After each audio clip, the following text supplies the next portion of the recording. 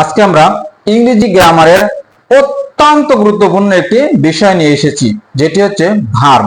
Verb ছাড়া আসলে কোনো সেন্টেন্স কল্পনা করাই প্রায় অসম্ভব। এরকম একটা গুরুত্বপূর্ণ বিষয় হলো ভার্ব। ভার্ব মানে কি? ভার্ব অর্থ হচ্ছে ক্রিয়া, অর্থাৎ যে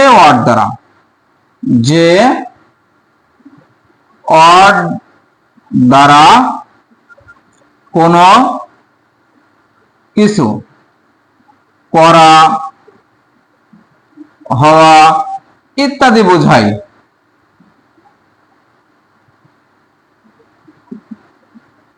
তাকে ভার্ব বলে। যে ওয়ার্ড দ্বারা কোনো কিছু হওয়া, করা ইত্যাদি বোঝায়, তো কোনো কিছু করাকেই বোঝায়। যেরকম যাওয়া, খাওয়া, ঘুমানো, থাকা, দেখা, এরকম সবকিছুই হলো ভার্ব। এই ভার্বটাকে হচ্ছে আমরা দুই ভাগে ভাগ করতে পারি। একটা হচ্ছে ফাইনাইট ভার্ব, আর হচ্ছে non finite verb. Finite verb আর হচ্ছে নন ফাইনাইট ভার্ব। তাহলে এই ফাইনাইট ভার্বকে আবার হচ্ছে দুই ভাগে ভাগ করা হয়েছে। একটা হচ্ছে প্রিন্সিপাল ভার্ব আর একটা হচ্ছে অক্সিলারি ভার্ব। তাহলে হচ্ছে এই প্রিন্সিপাল ভার্ব আবার দুই প্রকার, একটা হচ্ছে ট্রানজিটিভ আর একটা হচ্ছে ইনট্রানজিটিভ। এই ট্রানজিটিভ ভার্বটা কি?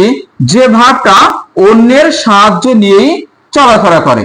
যেরকম আমি লিখলাম যে আই ইট রাইস, তাহলে এই খাই, কি খাই? এই রাইস খাই, এই রাইসটা খাই, এই রাইসটা নিয়েই এই ভার্বটা কাজ করছে। তাহলে এটা হচ্ছে ট্রানজিটিভ ভার্ব। আর ইনট্রানজিটিভ ভার্ব হচ্ছে যেটা হলো কোনো এরকম অবজেক্ট প্রয়োজন হয় না।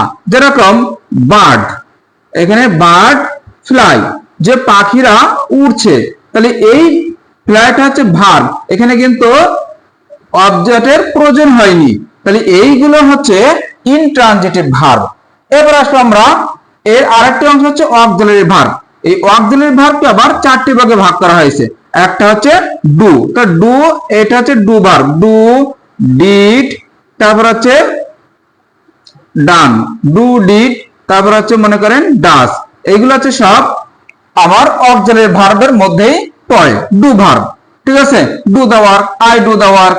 ঠিক আছে, এরকম।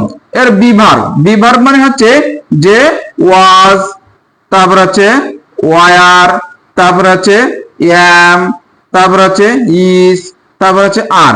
এইগুলো হচ্ছে সব কিন্তু বি ভার্বের মধ্যে পড়ে। তাহলে ডু, ডিড আর ডাস এই তিনটা হচ্ছে ডু ভার্ব বলে। আর এম, ইজ, আর, ওয়াজ, আর এগুলো হচ্ছে বি ভার্বের মধ্যে পড়ে। আর হ্যাভ ভার্ব, হ্যাভ ভার্ব মানে কিন্তু হ্যাভ, তারপর হচ্ছে হ্যাজ আর হ্যাড, এই তিনটা কিন্তু হ্যাভ ভার্বের মধ্যে পড়ে। এবার হচ্ছে মডাল ভার্ব, এগুলো আমরা আগে থেকে কিন্তু জানি। ক্যান, কুড, এখানে কিন্তু ক্যান, তারপর হচ্ছে কুড, মে, মাইট, ঠিক আছে, তারপরে শুড, উড, ঠিক আছে, এগুলো শ্যাল, উইল, এগুলো সব কিন্তু মডাল ভার্বের মধ্যে পড়ে। এরপর আসে আমরা নন ফাইনাইট ভার্ব, যার একটি হলো প্রিন্সিপাল ভার্ব, এই পার্টিসিপল ভার্ব, আর একটা হচ্ছে ইনফিনিটিভ ভার্ব, আর একটা হচ্ছে কিন্তু জিরান। তাহলে পার্টিসিপল বলতে ভার্ব 3 কে আমরা বুঝি। যেটা আমরা লিখলাম গো, ওয়েন্ট আর এই গান, এটা হচ্ছে ভার্ব 1, এটা হচ্ছে ভার্ব 2, এটা হচ্ছে ভার্ব 3।